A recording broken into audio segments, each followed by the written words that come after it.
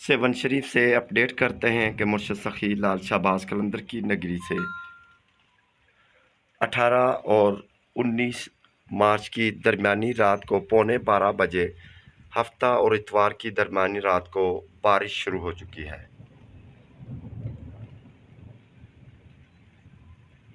गरज चमक के साथ बड़ा बादलों की आवाज़ भी है।